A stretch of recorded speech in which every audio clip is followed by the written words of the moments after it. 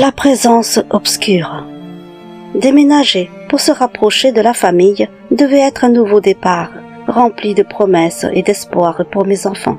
Nous envisagions un avenir radieux, entouré de nos proches. Cependant, ce rêve s'est rapidement transformé en un cauchemar. Des événements terrifiants ont commencé à envahir notre quotidien, plongeant notre foyer dans une atmosphère de peur et d'incrédulité. Ces phénomènes inexplicables nous ont marqués profondément, et je vais vous raconter cette période effrayante de notre vie où ces souvenirs nous hantent encore. À cette période sombre de notre vie, nous venions de perdre mes beaux-parents qui vivaient avec nous. Leur absence laissait un vide immense et nous privait de soutien précieux dont nous avions tant besoin pour garder nos 2 enfants, Loïc, 8 ans, et Anna, 6 ans. Nos horaires de travail, incompatibles avec les sorties d'école des enfants, ajoutaient une couche supplémentaire de stress et de désespoir à notre quotidien.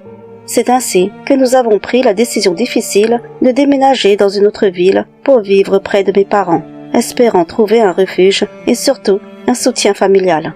Avec l'aide de mon frère aîné, nous nous sommes mis en quête d'une maison en location. Nous rêvions d'un endroit paisible, en bordure de ville, avec un grand terrain, où c'était possible d'installer des poules et un potager pour occuper mes parents lorsqu'ils séjourneraient chez nous pour garder nos enfants, et aussi permettre à Anna de jouer avec son chien et à Loïc de s'occuper de ses 4 hamsters. Nous désirions une maison suffisamment isolée pour ne pas déranger les voisins avec nos animaux et l'effervescence de notre vie de famille. Après quelques semaines d'attente anxieuse, mon frère nous a annoncé qu'il avait trouvé une maison en location correspondant à nos critères. Le cœur empli d'espoir, nous sommes partis un week-end pour la visiter, espérant enfin entrevoir une lueur de sérénité dans ce tourbillon d'émotions. La maison, bien que vieille, avait été rafraîchie. Elle offrait 3 chambres à l'étage et un petit sous-sol. Mais ce qui nous a véritablement enchantés, c'était le grand terrain et l'atmosphère paisible. L'air y semblait si pur, un contraste saisissant avec celui de la grande ville. Nous avons été immédiatement séduits par ce havre de paix. De plus, un car s'arrêtait à proximité pour emmener les enfants à l'école. Tout semblait parfait. Mon frère nous a expliqué que la maison appartenait aux grands-parents d'un de ses collègues de travail. La grand-mère était décédée et le grand-père avait été placé en maison de retraite, laissant la maison inoccupée depuis plus de 2 ans. Le loyer n'était que de 650 € et nos animaux ne posaient pas de problème. Saisissant cette opportunité avec enthousiasme, nous avons décidé de louer cette maison, espérant y trouver le calme et la sérénité pour notre famille. Nous avons emménagé dans la maison au début du mois de juillet, juste après la fin de l'école des enfants. L'excitation de ce nouveau départ emplissait l'air alors que nous déballions nos affaires et prenions possession de chaque recoin de notre nouveau foyer.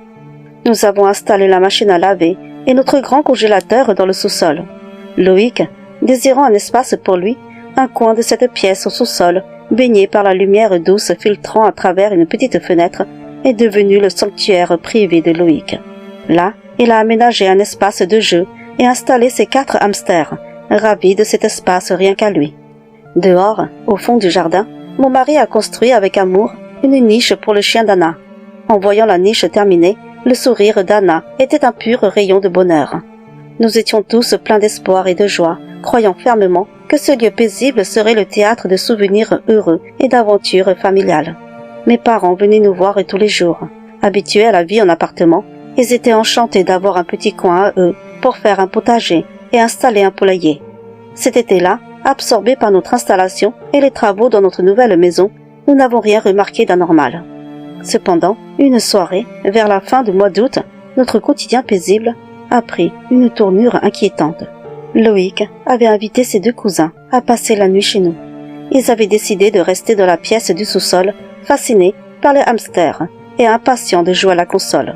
Vers 22h, je leur ai préparé un matelas, leur demandant de dormir.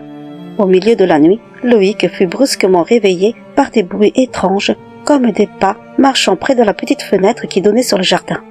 En ouvrant les yeux, il aperçut, grâce à la lumière de la lune, une forme sombre descendant de la petite fenêtre. Tétanisé, il pensa immédiatement à un voleur. Rassemblant son courage, il alluma la lumière, mais la pièce était vide, et pensa que c'était peut-être juste l'ombre de ce voleur qu'il avait vu, paraissant descendre de la fenêtre. Mais l'angoisse demeurait. Alors, il laissa la lumière allumée pour dissuader l'intrus de revenir. Le lendemain, Loïc nous confia ce qu'il avait vu durant la nuit. Mon mari, inquiet, fit le tour de la maison et inspecta le poulailler, redoutant un voleur de poules, mais il ne trouva aucune trace d'effraction. Nous avons alors pensé que notre fils avait simplement rêvé. Un autre soir, vers le mois de septembre, je devais rentrer tard du travail. Mon mari, qui est entraîneur sportif, restait parfois tard pour entraîner ses joueurs. Quant à Loïc, il était parti directement chez un copain après l'école pour fêter son anniversaire. Mes parents ont donc attendu Anna à la descente du car, puis ils sont allés s'occuper des poules, leur donner à manger. Anna, restée seule dans la maison, entendit de petits bruits provenant du sous-sol. Inquiète pour les hamsters de son frère, elle décida de descendre vérifier leur état. Dévalant les escaliers vers le sous-sol, elle alluma en hâte la lumière. Soudain, elle se retrouva face à une forme sombre avec des yeux blancs perçants qui la fixaient près de la machine à laver. Dans la main de cette silhouette, elle vit l'un des hamsters de Loïc. Un cri de frayeur jaillit de la gorge d'Anna, alertant mes parents qui revenaient du poulailler. Mon père se précipita dans le sous-sol et découvrit Anna, immobile et tétanisée. Il lui demanda ce qui s'était passé, mais elle était incapable de parler, paralysée par la peur. En regardant autour de lui, il ne vit personne, mais l'un des hamsters de Loïc gisait mort près de la machine à laver. Pensant qu'Anna avait été effrayée en découvrant le hamster mort, mon père tenta de la rassurer. Il lui prit la main et la fit remonter pour rester avec ma mère, puis redescendit pour vérifier les autres hamsters. La cage était grande ouverte. Il découvrit alors les 3 hamsters restants, blottis ensemble dans un coin, tremblant de peur. Supposant que Loïc avait mal refermé la cage et qu'un hamster s'était échappé, mon père crut qu'il était mort de faim.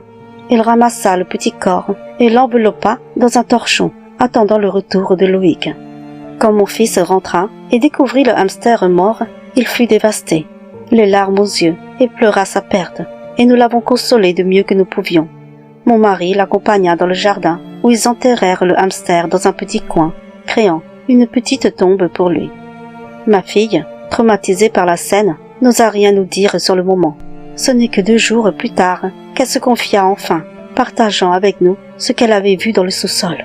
Une silhouette sombre tenant le hamster dans sa main.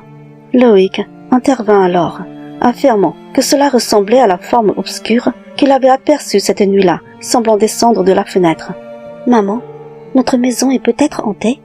me dit-il, ses yeux remplis d'inquiétude. Un frisson d'angoisse me parcourut, mais je tentais de chasser cette idée de mon esprit pour les rassurer. Cependant, les jours suivants apportèrent leur lot d'événements troublants. Une odeur de brûlé envahit notre maison sans raison apparente. Nous cherchâmes en vain la source de cette odeur et dûmes ouvrir toutes les fenêtres pendant une après-midi entière. Malgré cela, il fallut 2 jours pour que l'odeur disparaisse complètement. Un autre jour, alors qu'Anna voulait emmener son chien dans le sous-sol pour voir les hamsters, le chien s'arrêta net devant les escaliers, refusant de descendre. C'était vraiment étrange, car d'habitude, il suivait Anna partout, même dans le sous-sol. Ce soir-là, après avoir fait sortir le chien pour qu'il dorme dans sa niche, nous nous sommes tous couchés. Cependant, à peine 1 heure plus tard, le chien se mit à aboyer et grogner, un comportement très rare chez lui. Puis, nous entendîmes des gémissements, comme s'il avait été frappé. Mon mari, intrigué, se leva pour observer par la fenêtre sans allumer la lumière. Il vit alors une silhouette rôdant autour de la niche. Mon mari descendit rapidement pour allumer la lumière de la terrasse, et la silhouette disparut aussitôt. Armé d'un bâton, il alla inspecter le jardin, mais ne trouva personne. Le chien, visiblement terrifié, fut ramené à l'intérieur pour dormir avec nous. Un sentiment croissant de peur et d'impuissance s'emparait de nous, alors que ces événements inexplicables continuaient à perturber notre quotidien. Quelque temps plus tard, un copain de Loïc lui offrit un oiseau, et il installa la cage non loin de celle des hamsters dans le sous-sol. Une nuit, alors que Loïc dormait chez un ami, nous avons été réveillés par des bruits étranges provenant du sous-sol. Inquiets, mon mari et moi avons décidé d'aller voir ce qui se passait. Plus nous approchions, plus les bruits semblaient provenir des hamsters qui s'agitaient violemment dans leur cage. En allumant la lumière du sous-sol, nous découvrîmes Les 3 hamsters tremblants, apeurés, blottis ensemble. La cage de l'oiseau était ouverte et nous trouvâmes l'oiseau mort gisant au sol. La peur m'envahit alors, une sensation glaçante de présence invisible nous observant. Je partageais mes craintes avec mon mari et, terrifiés, nous remontâmes à l'étage, emportant la cage des hamsters avec nous. Convaincus maintenant que quelque chose de sinistre habitait cette maison, nous décidâmes de ne plus y rester. Nous commençâmes à chercher un autre logement. Pendant ce temps, mon frère se renseigna auprès de son collègue, lui confiant les événements étranges que nous avions vécus. Son collègue était perplexe, car ses grands-parents n'avaient jamais évoqué quoi que ce soit d'anormal. Puis il révéla qu'avant que ses parents n'achètent la maison, elle appartenait à un homme qui vivait seul. Cet homme possédait des animaux domestiques qu'il torturait et parfois il les mangeait. Il était connu pour sa violence. Après une dénonciation, la police était intervenue, mais l'homme était armé, et la confrontation s'était terminée par son abattage devant la maison. Cette révélation nous terrifia encore plus, confirmant nos pires craintes. Il n'y avait plus de doute, cette maison était marquée par une histoire sombre, et nous devions en partir au plus vite. Pour nous, il ne faisait aucun doute que l'esprit de cet homme hantait toujours la maison. C'était lui, nous en étions convaincus, qui avait tué le hamster et l'oiseau. Cette certitude glaçante nous habitait, rendant chaque souvenir de cette maison encore plus terrifiant. Sans plus attendre, nous avons précipitamment quitté la maison pour nous réfugier chez mes parents. Enfin, lorsque nous avons trouvé un nouveau logement, nous sommes retournés récupérer le reste de nos affaires dans la maison. Aujourd'hui, ces souvenirs nous hantent toujours. Notre fille Anna, désormais adolescente, porte les séquelles de ce qu'elle a vécu. Malgré des améliorations, elle est encore suivie par un psychiatre et continue de faire des cauchemars de cette scène effroyable. Je vous raconte notre histoire pour vous mettre en garde contre ce genre de phénomène, espérant de tout cœur que personne n'ait à subir de tels événements terrifiants.